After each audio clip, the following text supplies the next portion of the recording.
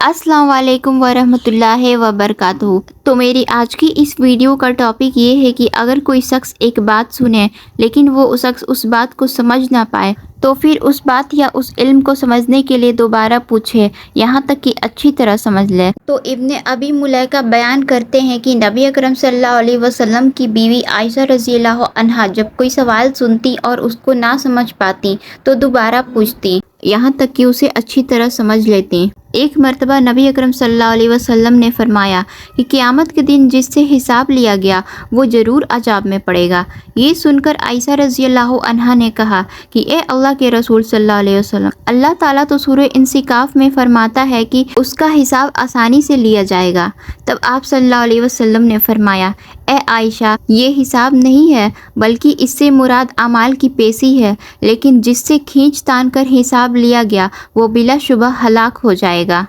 और अल्लाह ताला सूरह इंसिकाफ की आयत नंबर 7 में फरमाता है, फिर जिस किसी को उसका नामे अमाल उसके दाहिने हाथ में दिया गया तो उससे आसान और सरसरी तौर पे हिसाब लिया जाएगा। यानी कि जिस इंसान का नामे अमाल उसके दाहिने हाथ में पकड़ाया गया तो इसका मतलब ये होगा कि अल्लाह उस शख्स से राज़ी है और उस इंसान से नॉर्मल यानी कि आसान और आम सवाल जल्दी में होने वाले पूछे जाएंगे और फिर वो अपने लोगों के पास खुश होकर पलटेगा। और रहा वो इंसान जिसका नामे अमाल उसके बाएं हाथ में उसकी पीठ के पीछे से दिया गया तो वो इंसान अपनी मौत को पुकारेगा और फिर वो दहकती आग में जा पड़ेगा, क्योंकि जब उसे अल्लाह और रसूल और दीन की तरफ बुलाया जाता था तो वो अपने आप में और अपने लोगों में मगन था और उसने ये समझ रखा था कि उसे कभी अल्लाह की तरफ पलटना ही नहीं है।